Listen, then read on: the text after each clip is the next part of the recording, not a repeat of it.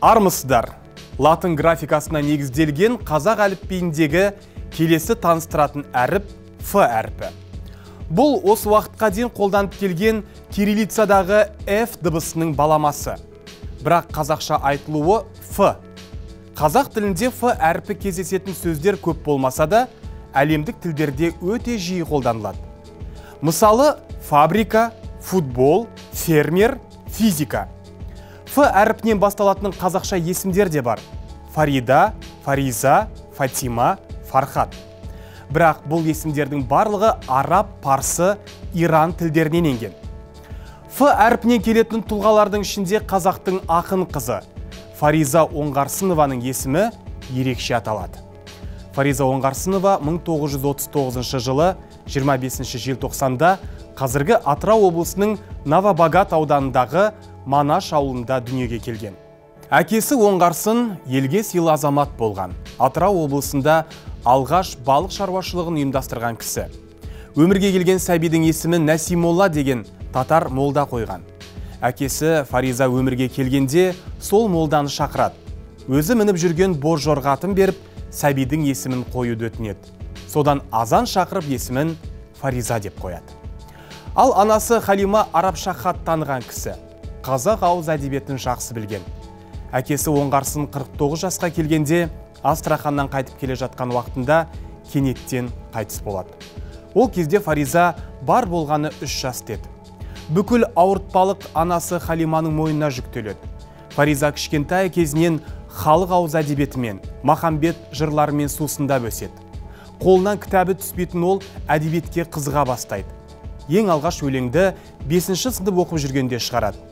5-6 қыз болып үйге қайтып келе жатқан уақытта құрбысы Ләззатқа Хайролла есімді ұрыншақ бала болып тиіспек болады.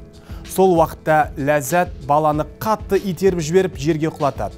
Осы кезде Фариза жылтың бала Хайролланы қара, Ләззатқа жеңіліп құлап қалды жаңа деп суырып салып өлең шығарады. Өлең ауылға әп сәтте жайылып кетеді. Кейіннен жақындар анасынан «Сенің Фаризаң өлең шығарады екен ғой» деп сұрайды. Мұны естіген анасы қатты қуанып, болашақта үлкен ақын болады деп болжайды. Анасының жорамалы алдамайды. Фариза қазақ поэзиясының ханшайымы атанады. Ол мектепті үздік бітіргеннен кейін Гурьев мемлекеттік педагогикалық институтына оқуға түседі. Алғашында мектепте мұғалім, кейіннен облыстық коммунистік еңбек газетінде әдеби қызметкер болып жұмыс істейді. Одан соң сол кезде аты дүркіреп тұрған Лениншіл жас газетінің Ақтөбе, Гурьев, Орал облыстар бойынша меншікті тілшісі болып қызмет атқарады. Кейіннен Алматыға келіп Қазақстан Пионер газетінің, Пионер журналының бас редакторы болады. 2000-2004 жылдары Қазақстан Республикасы парламенті мәжілісінің депутаты болды. Фаризаның ең алғашқы өлеңдері баспасөз беттерінде 19 жасында жариялана бастады. Тұңғыш өлеңдер жинағы 1966 жылы Сандуғаш деген атпен жарық көрді. Одан кейін баспадан көптеген өлең кітаптар басылып шықты. Фариза Оңғарсынова Махамбет Өтемісұлы туралы Алмас Қылыш, Майра Сара жайында поэмалар жазды. Көптеген поэмалары халықтың ыстық ықыласына бөленді. Сонымен қатар қаламгердің Кәмшат Дөнентаева туралы Біздің Кәмшат деректі повесі, Шаша қарған қыз және Сыр сұхбат атты прозалық шығармалар бар. Фариза Оңғарсынова әйел тақырыбын шығармаларына негіз еткен ақындардың бірі. Ол өзінің жырларында ақынды әйел адамның жиынтық бейнесін сомдаушы қаламгер ретінде танытады. Көптеген шығармалары шет тілдеріне аударылды. Сонымен қатар өзі де шетел ақындарының шығармаларын қазақ тіліне аударды.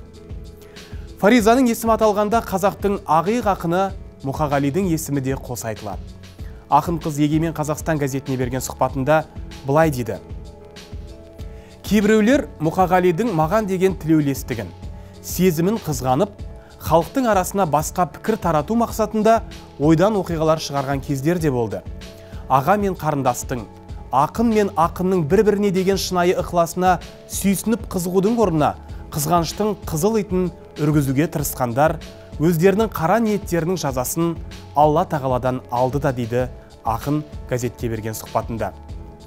Мұқағали Мақатаев қайтыс болардың алдында Фаризаға атты өлең жазып, оны пошта арқылы жіберткен. Бұл кезде ақын қыз жазушылар одағының жұмсауымен халықаралық жиынға қатысу үшін Баку қаласына ұшып кетеді. Сол жақта жүргенде Мұқағали ақын дүние салады. Фариза, Фаризажан, Фариза қыз. Өмірде ақындардың бәрі жалғыз. Шыдай ақыры жалғармыз, бірімізден біріміз арылармыз.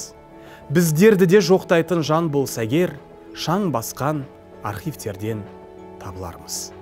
Құрметті көрермендер, біз бүгін есімі Ф әрпінен басталатын ұлы ақын Фариза Оңғарсынова туралы білдік.